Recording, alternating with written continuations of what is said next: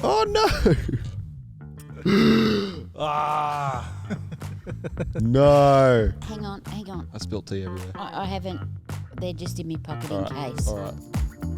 They're not snotted on. I trust you. Oh, made a mess. It's all right. Don't worry.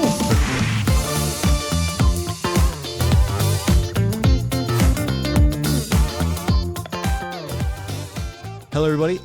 Welcome to the Chip Lunch Podcast. It's very exciting to be back. I'm joined by Brayden Wall. Hello, everyone. A regular here on the Chip Lunch table. We are also joined by these lovely slices that are delicious, and we're joined by some tea. But most importantly, we are joined by someone who is very dear to my heart, Beverly Crawshaw, my grandma. Hello, Grandma. Hello. It's good to have you on. It's very exciting. I thought we'd just go straight off the bat, ask the opening question that we usually ask. Grandma, how do you have your chips? Plain. Plain, so no salt. No salt. No Vinegar. Vinegar. Oh. Wow. Really? Mm-hmm. That's amazing. So you just like, I personally, I don't actually like vinegar You don't at like all. vinegar? It is a vibe. Like, Really? If you're in the mood for it. Yeah. You don't like salt and vinegar chips either, do you? I do after the second chip. Though? I don't know if that makes sense to anybody else, but the first salt and vinegar chip is a horrible experience every single time. Every time, but every other one Yeah. is like, oh no, I can do this. This is my tongue's just like no, and then it learns. Yeah. It was very popular in England. Yeah. And I think that's how it got out to Australia. But always when I was young, we had vinegar on our chips. There you go. Yeah, no salt. No salt? No chicken salt? No, that wasn't around. There you go. Well, awesome. Mind blown. This is a huge moment. Adding something else to the many answers. It's excellent. Our next question usually is, how do you become a Christian? I became a Christian when Dad was 1. My dad. So, Yes. So Ethan's dad? Maybe a bit younger than that. Yeah, Ethan's dad. Mhm. Yeah. God had been chasing me for a long time. I'd been to Sunday school and I had a very lovely old Sunday school teacher that I remember. When I was in high school, I had friends that were always asking me to youth, which I went on and off. Then when I went nursing, there were people there that asked me to church and I went on and off, but never ever made a commitment.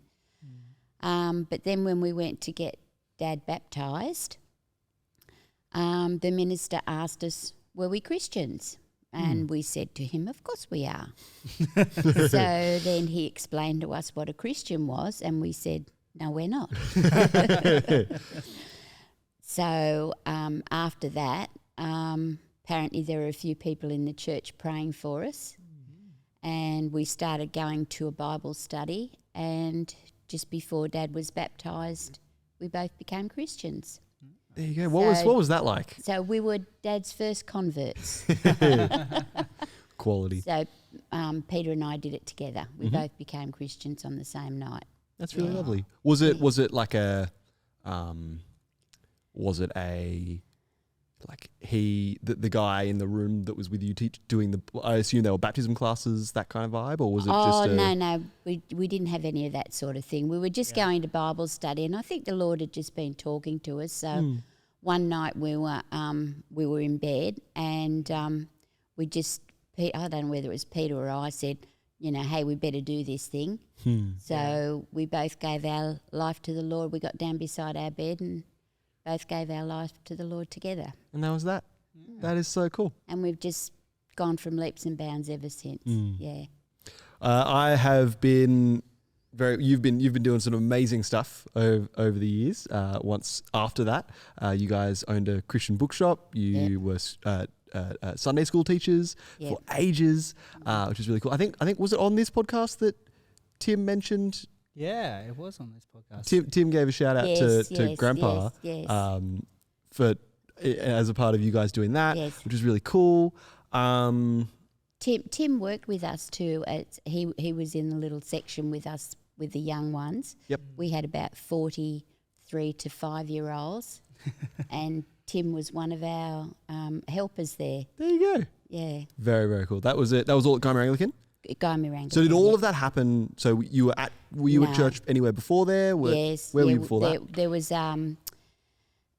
There was a church down at Woolaware. Okay. That's why Dad's so enamoured with Woolaware. We went to Uniting Church. Oh, yeah. What was it before it was Uniting? No idea. Anyway. Not uniting. Methodist. Oh, okay. Methodist, yeah, Right. yeah. Yeah, so we went to a Uniting Church down there. There you go. Yeah. So that was in Woolaware. Yeah. And then years past, you guys moved away. Yeah, well, before going to Guymer. What happened with that? Well, we moved to Grace Point. Yep. Yeah. Had a house there, and then my mum and dad moved up to Queensland, so we bought their house and we lived there for yonks. There you go. Was that in Guymer? Guymer Bay. Yeah. Yeah. Very nice. Reppin'. For all you locals, you know what's going on. For everyone else, sorry. We were discussing the other day that we have like 20 or so people in America, and I can't tell if they're real or if they're bots. They could just be robots. So if you're not robots, send us a photo of a stop sign, because that's the traffic lights that determines whether you're. Can't tell if it's a fire extinguisher or. Yeah. You know what to do. So that's really cool. One of the questions that I was chatting to Brayden about asking was, and we were chatting about this before, and you had a very excellent answer to this question. What was high school like? High school, I went to 4 high schools. Mm-hmm. Altogether, I went to 10 schools. Wow. Because my stepfather, work was hard in those days, and he had to move around. He was a carpenter. Yeah. And they had to move around for work. It was like it for everybody. Wow. But I went to 4 high schools. So, but I was thinking about it before, and I don't ever remember any religious education there. Mm. There might have been, but I don't really remember any. Yeah. So that's an interesting factor. But as I said to you before, the last high school I went to, some friends there kept asking me to youth group. And you said you went to youth group on and off. What was youth group like? If you can remember much of it. Yeah. It was sort of an old style youth group where it was more fun and games and not a lot of religious study. Yeah.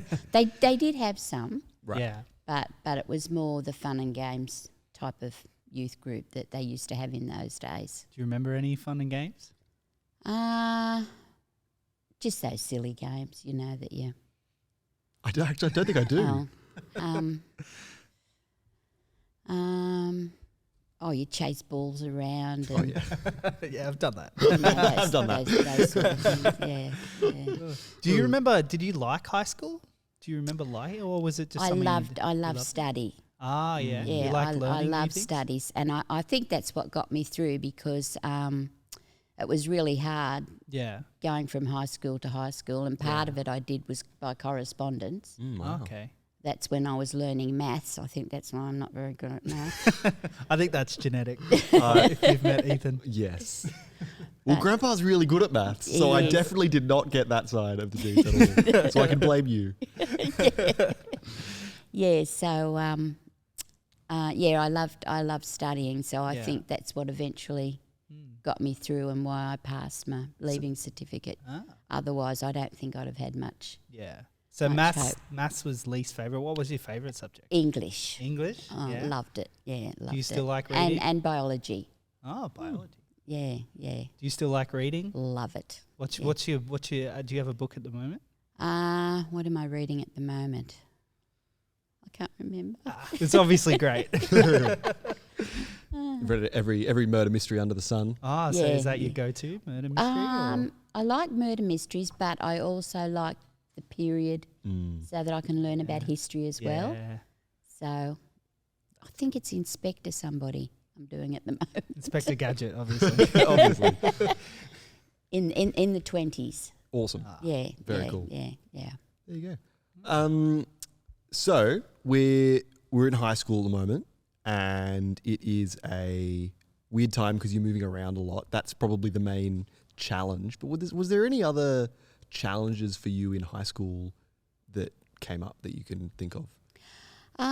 Not so much challenges, but I think because of the life I had, I always gravitated towards people that were hurting.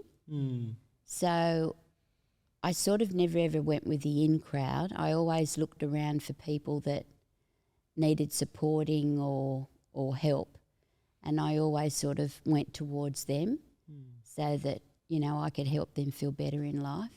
And I think that's the sort of thing I did with them. I never really made many friends because I was never anywhere long enough to make friends. That would, yeah. But then again, if I had have joined a church, that probably would have been a different matter. But I didn't know that at the time, so. There you go. What school did you end up at? So, like, Yeah, what what was was the yours? last school? Port Hacking. Yeah, and I was there when it very first started. Yeah. There you go. But the whole trouble was I went halfway through third year. They'd already done one half of the syllabus that I hadn't done. Oh. And the school that I was at before, Yeah. they'd done the other half of the syllabus. So So you're just learning the stuff you've already learned. I had to catch up okay. a whole year syllabus, which was very interesting. Oh, joy. That's amazing. Yeah. So you went out of high school Yes. into... Wait, when did you meet Grandpa? When I was nearly finished, I was in my last year of nursing. Okay, well let's go to nursing first then. What made you shared that you are very lovely and really wanted to trying to look out for people forever. Was that something that made you want to get into nursing? No. was that? What happened was I wanted to go to university. Yep. Yeah. I qualified for university, but my stepfather wouldn't pay for it, so I couldn't go to university, so I had to look for something else. And one of my friends had just started nursing, so she said, why don't you give nursing a go? And I thought, oh, fantastic. So I went into nursing and I just loved it. Yeah. Loved it, yeah, loved it. Where did you study nursing? Did you do it at Canterbury Hospital, Ah. yeah, which was great because Yeah. it was a smaller hospital. Yeah. So you, instead of standing on the sidelines and watching operations, you actually went in and helped. Yeah. So sorry. So was that why nursing was great? Because you actually got to do fun operations, or was Well, was I there ended other up stuff in that you theatre. enjoyed? I ended up in theatre. So, Yeah. but no, I just love the whole thing. Yeah. about Did you stay in nursing. theatre or did you move around to a couple Well, of when I to a was different- training, I went everywhere. Yeah. But when I finished, Yeah. I went to Sutherland Hospital and worked in the theatre there. Yeah. And that was your favourite thing to do? Oh yeah. Yeah. That seems fun. So you're studying nursing, and you meet a really nice dude. I just really want you to tell the story because I like the story. How does that go down? Please tell all. Well, we were learning dancing, and it was a dance studio. Yes. And I was there with one guy, Yeah. and Grandpa walked in, and Yeah. I thought, ooh. And Grandpa must have thought the same thing. Yeah. So he came up and started dancing with me. And the guy I was with said, she's with me. And he said, no, she's not. She's with me, and I've got a friend. So it's and that was it. He won you. That was there it. was there was Oh, yeah. you were just like, all right, see ya. Did that guy just like leave? Like what? Yeah, he did. Oh no. But the funny part was he ended up living next door to Annie Marg. No.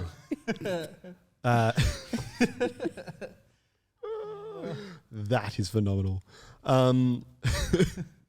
So you've ditched a dude. Was you were out dancing? Was that nightlife? Yes, most of it was dancing. You didn't go to hotels and things like that. You went dancing and yeah. Picking up the boys. Yeah. Well, that wasn't the reason I went. That just sort of happened. Well, Yeah. of course. Natural charm. Bit of music, bit of fun. What's your favourite? Do you have a favourite type of music that you like listening to? I like lots of music. Yeah. Yeah, lots of music. What's her name? The chick that you said that you is it a girl that you specifically like? Oh, what's her name? No, you like the dude Lenny. What's his face? Kravitz. No. Is that his name? That is definitely not it. Yeah, it's What's like his name? that. It's like that. Is it? Back. We'll get there. We'll get there. We'll get there. Yeah. What type of music is it, Ethan? Oh, I don't know. Elvis Presley, we liked Yeah. him. Always love Elvis. Yeah. The Beatles, Cliff Richards, Oh, Crash Craddock, Crash Craddock. That was it. and his lovely white jumper. Hold up. Let's. This dude. This is called Boom Boom Baby. Yeah. It's straight fire. I love it. was that what was playing when Pete walked in? No, locked eyes. I don't know what. The lights dimmed. Oh, that's amazing. Very cool. So, what made you? So you meet this guy. You just finished. You're just about to finish. You're just finishing. I was in my last year of nursing. Last year in nursing. Yeah. So, fast forward a little. Have you got anything in between you and becoming a Christian? No.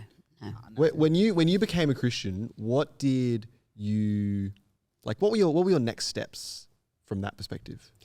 Our next steps were we went straight into teaching. They needed teachers desperately for Sunday school, yeah. Mm-hmm. And we went into teaching.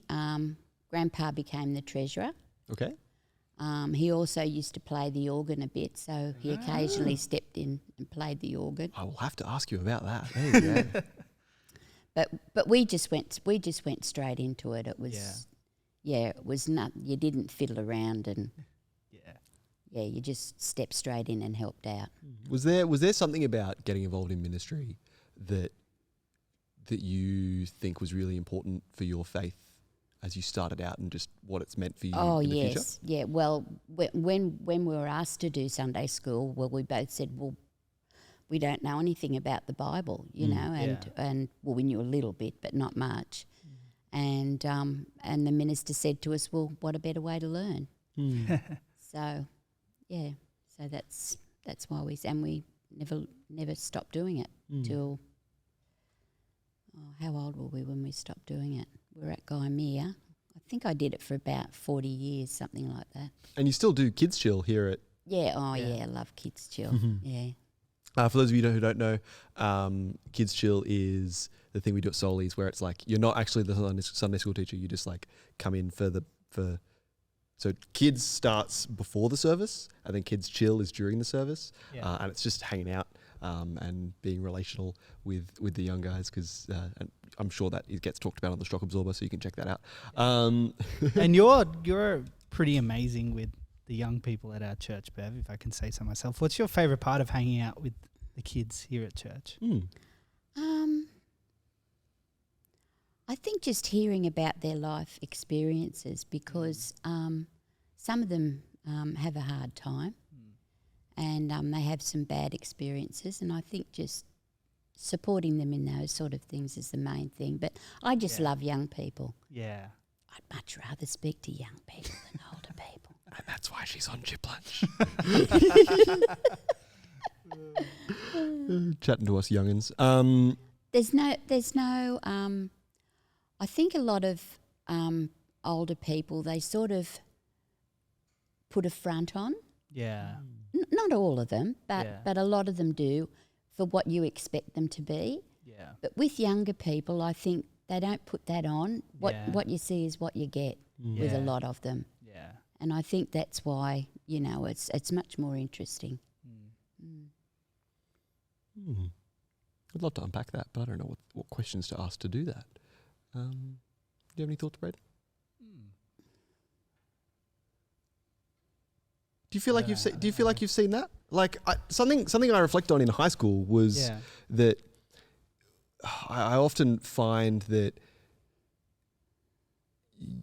you'll see a lot of teenagers, including myself when I was in high school, putting on a face in different groups and in different whatever. So I just find it really interesting. Maybe it's because I'm older.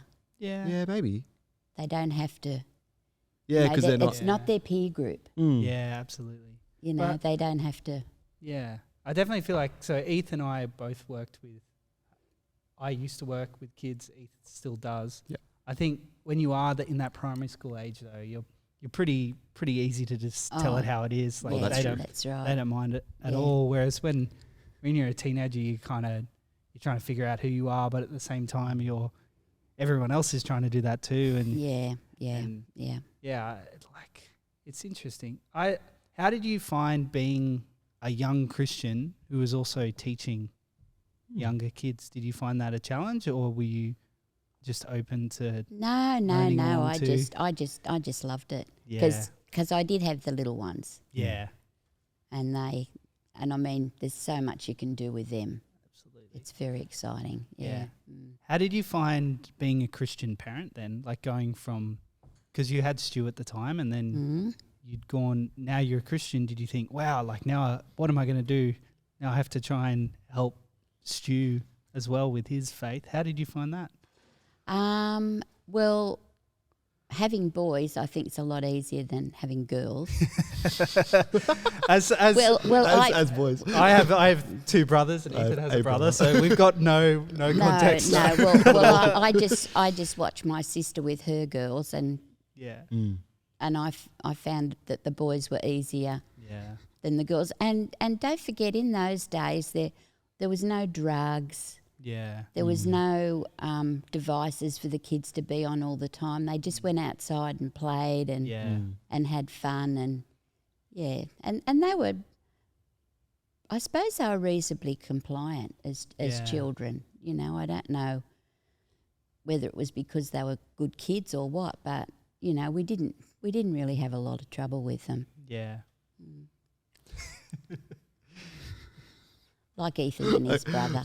we fast forward in those two's lives, as your sons' lives, and I've heard many a story of them as teenagers being a little less compliant, but they weren't too bad. Well, the whole thing is we didn't know about that, did we? That is true. So if we didn't know about them going mental in Westfield on trolleys, well, we didn't know, did we? How did you find being a Christian at work easy, or it was just something that that was hard? Well, it was.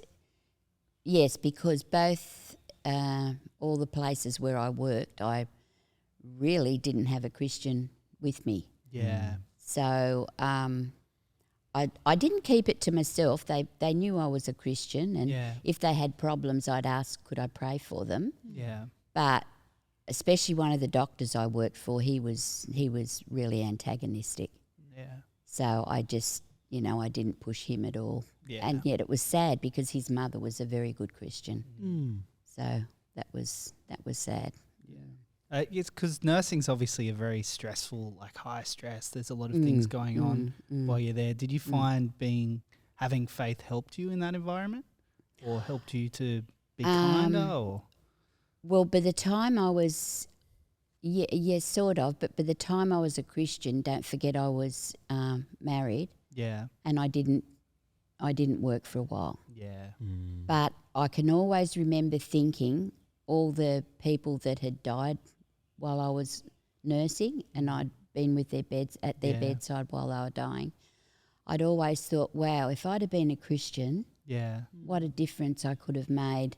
Or, I just felt so impotent that I hadn't been a Christian in those sort of circumstances. Yeah. Yeah.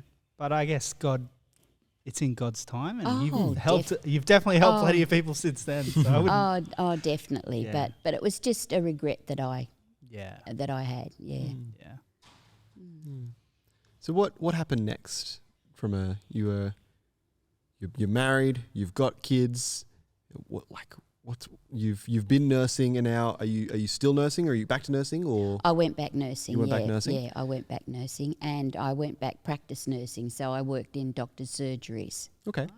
Yeah. So when we went down to Narandra for a while, and while we were down there, I went back nursing because they were desperate for nurses in the local hospital. Yeah.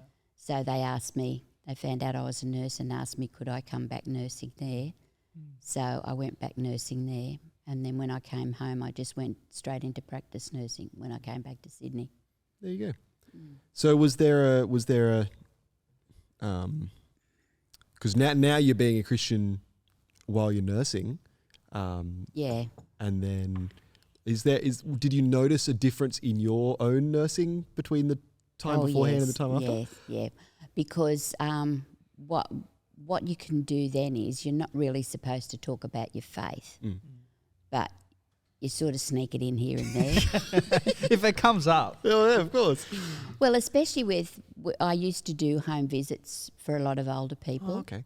Yeah. And a lot of them were very, very lonely. Yeah. And so I used to just say to them, well, do you belong to a church? You know, and some of them say, oh, I used to go. And I'd say to them, well, go back to church because then you won't be lonely. So quite a few of them listened. So there was that sort of thing there. And then in the actual surgery itself, I sort of got little things in here and there when I'd say I'd pray for them and they'd say to me, oh, are you a Christian? I'd say, So you can get little things in without being overt. And that's also none of those things are really in your face, nor are they like. No. Oh no. Like, no. Well, it's not the word bludgeoning, but you know, that's the word that's popped into my brain. But yeah. it's actually just being really loving. It's just like, hey, you're lonely. Yeah. Here's a place where you can not be lonely. Yeah. Hey, you're hurting. I can pray for you. Yeah, I that's think right. that's really beautiful. Yeah. That's really, really cool. Do you have any questions about that, Brayden? Not about that, but now we'll skip forward a little bit more, I think. So Sounds good. you're now a grandparent. Yes. What's your favourite part about being a grandparent, Bev? Oh, it's just Favourite wonderful. parts? Yeah? Yeah, it's just wonderful. Yeah. Just loving them and Yeah. letting them know that you love them, and I've got 8, so 2 of them live next door, which is very exciting. That's myself and my brother. Yeah, which is lovely. But most of them are Christians. Yeah. There's a couple that have slid back a bit since they've got older, which I'm praying a lot about at the moment. You know what God wants me to do there. Yeah. But most of the grandkids are, really good Christians, which is just such a blessing. And because both their families are Christians, so That's fun. spoiling them. Yeah. That's, Spoiling them? That's a not with discipline, but spoiling them with love and Yeah. any gifts and that we can afford. So yeah. And all the lollies in the world. I was just as a random anecdote to describe the generosity that Grandma has and the spoilingness that we experience is yesterday I was taking my brother out for a drive. We're doing some stuff for youth, and I was like, Eli, we're gonna go get Macca's, and he knew that. Yeah. And I was like, Eli, we're gonna go get lollies, like we're gonna get stuff, and he knew that. Yeah. But first he was like, no, but I'm hungry, and I'm like, but anyway. So he went next door to Grandma and scabbed a whole packet of chocolate biscuits, and I'm like, Eli, you don't need these, and he's like, yes, I do. But that's what they're there for. Yeah. And that's the next answer. It's just like you buy those so that they can come in and be stolen. It's glorious. Oh, absolutely. What's your favourite? What's your go-to sweet or lolly, Bev? I suppose chocolate, but I'm not a very sweety person. I don't like a lot of sweets. I'd rather eat fruit. What's your go-to fruit? Bananas. Bananas. You also have a lovely garden. What are you growing at the moment, Beth? We've got lemons. I've heard a bit Lemonade. about Ethan's lemon Yes. escapades recently. Yes. Elijah's been stealing the lemons off the tree and deciding to prank me with the lemons. So at one point, there was a whole bunch of lemons taken off the tree, and Elijah decided to put all 30 of them on my bed. That's just an example. Yes. But that's thanks to this amazing garden. That's very lovely. Before we go deeper into the joys of gardening, which we could talk a lot about, because especially with your biology history, etc., you had the privilege, maybe, of running a Christian bookshop for a little while. How long did you do that for? 17 years. You ran a Christian. You ran it just a little while. What inspired you to open a bookshop? Peter wanted to leave the bank. He had a very high pressure job in the bank, and it wasn't doing his health any good. So we knew we had to change. He had to do something about it. So we were just looking around for what we had to do, and the area where he was in the manager's department, he used to go to the bookshop in Bankstown. And the guy there said that he was selling out. So we decided that we'd buy it. So we bought this tiny little shop, and it ended up being two really big shops. We made into two really big shops, Any fun stories from the 17 years? Well, one very special one was when we had a little boy that used to come and work there. Was he your best employee? He was our best employee, and we had to get him a special uniform because he wouldn't come to the shop without a special uniform. And the customers absolutely adored him. Oh, I'm sure, I can't imagine why they wouldn't. He sounds like an amazing person. He was a very amazing person. His name was Ethan Crawshaw, by the way. I haven't met him. Yeah, I don't know. And we've got Certainly some haven't heard of beautiful him being photos amazing. of you standing at the counter serving people. How old was I at this point? 6, 5 or 6. Just chatting to customers, selling books. Actually, you might have been younger because we minded you while your mum went to work. Oh, there you go. So, and you were Put him straight to work. and he was so serious about it. Oh, The that's very customers serious. adored him. Yeah, standing there taking the money. Yeah, it's actually still on my resume.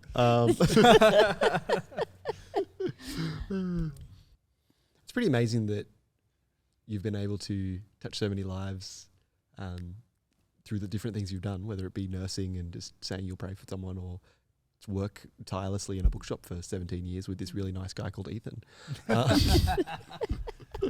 Sounds so easy when you have good health. I think God puts you places. You just you don't sort of deliberately go there or do that. I think God puts you places, and if you're open to the Holy Spirit working in you, I think He opens up all those avenues for you. I mean, there's lots of times when I wish I should have said something and I didn't, or done something and I didn't. But I think most of the time, if you're open, you know, God will bring these things along to you. Yeah, absolutely. Do you have any, back on your love for young people, are there any, do you have any fallback advice that you, or your do you have any go-tos when you're chatting to young people who are going through hard stuff? Listening. Mm-hmm. I think listening is a big thing with anybody. Yeah. And let them know you're listening. Don't just listen and sort of look around, but listening is a really good thing. I think it just depends on the circumstances and what's actually happening to the person. And I think not saying I know how you feel, because a lot of the times you don't know how they feel. Yeah. And if you do, well, you can say that. But I find that when you go through a really hard time, it's interesting the amount of people that God puts in your path who that same thing is happening to. So I don't think God ever wastes your pain. Yeah. So when people are really upset and really sad and going through a horrible time,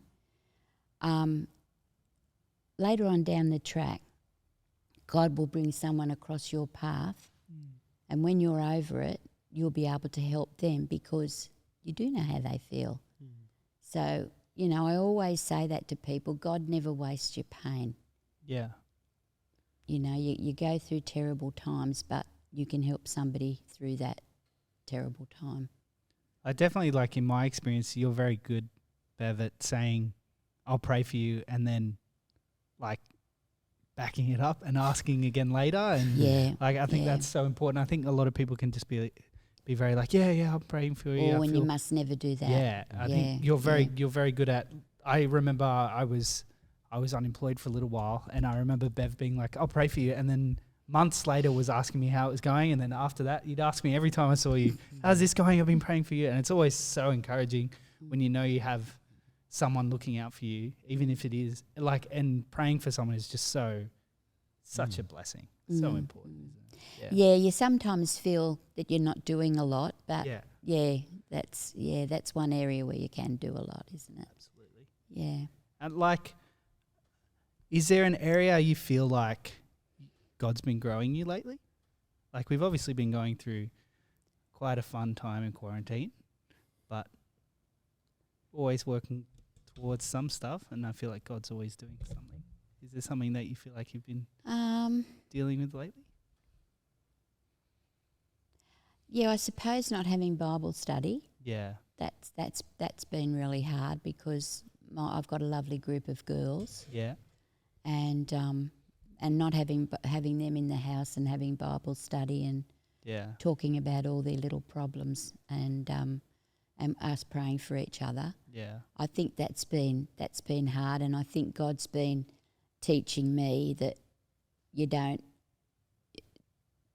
can still be with Him and be in Him without having all those people coming around and mixing with them. I've been trying to go for walks with the people that are lonely, that haven't got anybody, and chatting to them. But I think that's one thing, learning to. Yeah.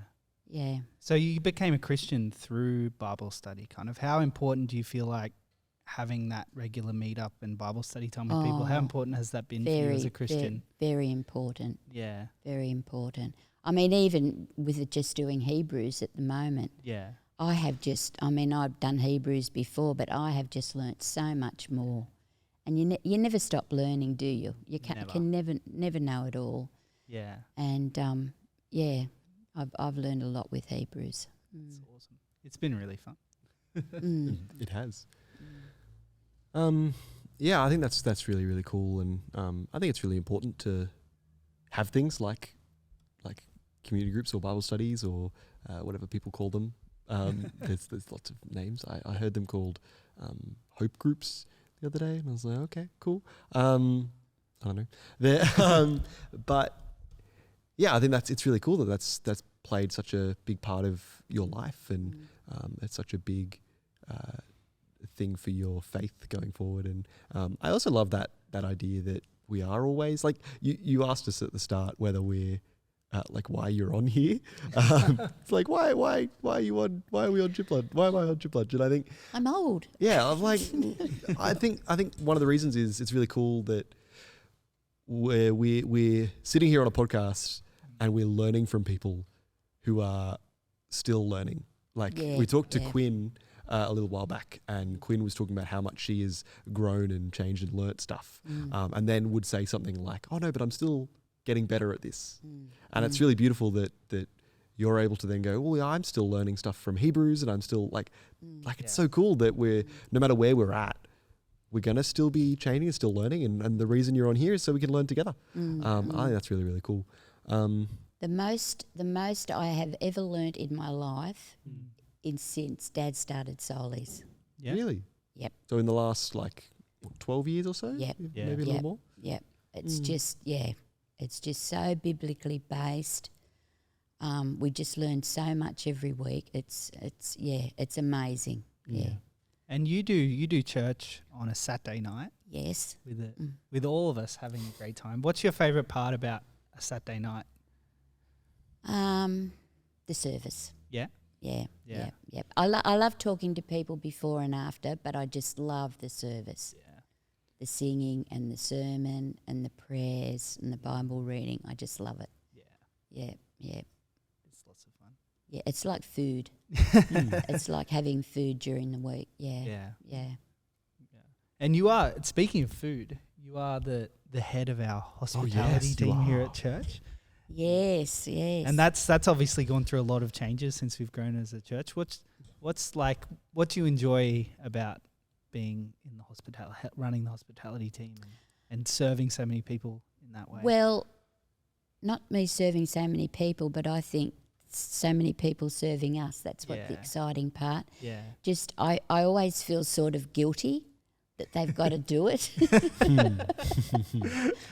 But they turn up, they do it. They're just so joyful while they're doing it. It's just amazing seeing them. So many people wanting to stand up and cook the meals. It's just wonderful. Yeah. That's really special, and I think it's really cool that, I personally am really thankful that you've been leading us in that. One of the other things you lead us in is in your right now. Grandpa, I think, he's doing some stuff now. You guys come up and clean the church every week. Yep. With a little team of people, and I think that's the coolest thing ever. Yeah. And I don't really think I have anything to say about that other than thank you. Absolutely. What was your motivation behind wanting to do that? I'm a bit OCD. And I can't stand mess. That's not the only reason. I'm sure it's not, but I think it's okay that it's a big reason. That's fine. But I like everything looking clean and tidy and neat. Not a lot OCD, but a bit OCD. Enough OCD. Yeah. Enough OCD to get the job done and get the job done right. Yeah. Well, we're all really thankful for that. That's as we good, are for because we've got to have clean toilets. Of course, the clean toilet's very important. Well, I think we could, unless you have any other thoughts. I just have one final question. Fire That's away. Okay. Bev, if you could say anything to people who are going through high school right now and maybe not having a fun time, what would you be telling them?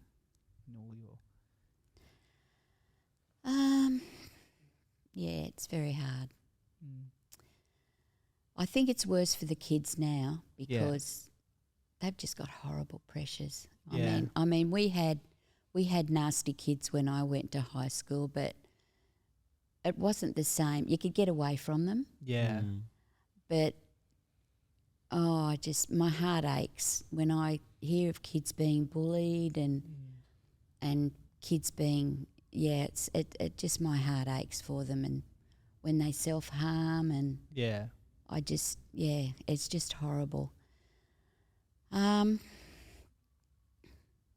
What I would say is if you're a Christian, find someone older and ask them to pray for you and send them little text messages of what you need. If you're having a really bad day that day, just text them and say, pray for me. Yeah. I think that's one thing. But for kids that aren't Christians, I really don't know. I don't know what you could do. I know I found it hard, but I suppose I was a very resilient sort of person. I don't know why, because I did have a very interesting childhood. I was sent from house to house when I was very, very little because my mother and father separated.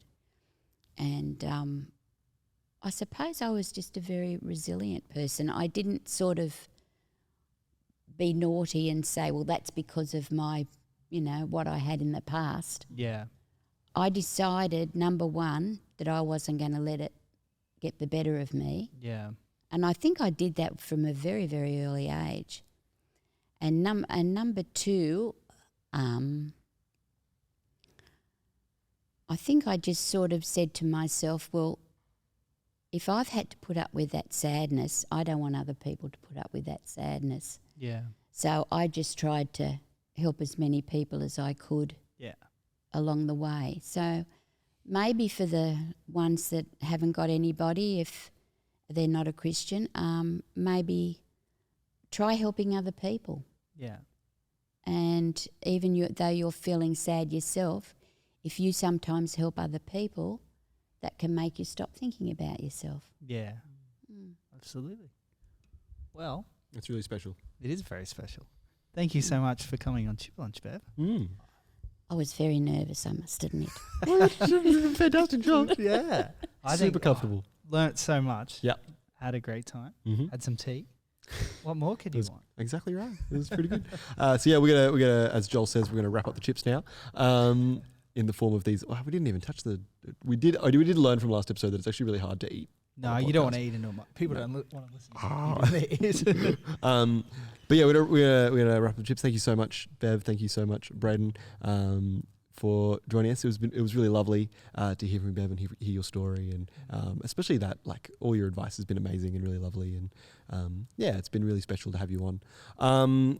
For those of you listening, you can check out the other stuff Soul Revival's doing. Our services that Bev talked of so highly are all getting recorded and are on just the Soul Revival Church podcast, if you want to look for that. Yeah. You could also check out The Shock Absorber, which we also referenced. That's another podcast that Joel and Stu and now Tim are doing, which is really cool. They all got shout-outs at some point in this episode. So check those out anywhere you get your podcasts. The Shock Absorber is also on YouTube, as you may be watching this. Jump on the Discord. There'll be a link in the description just to ask any questions. And yeah, I think So many things now. so many things to do. I think I covered them all. But yeah, thank you very much, Grandma. Love you lots. I love you too, darling. And I love you, Bray. Oh, you're the best. All right, and I will finish as we always do with a one-way.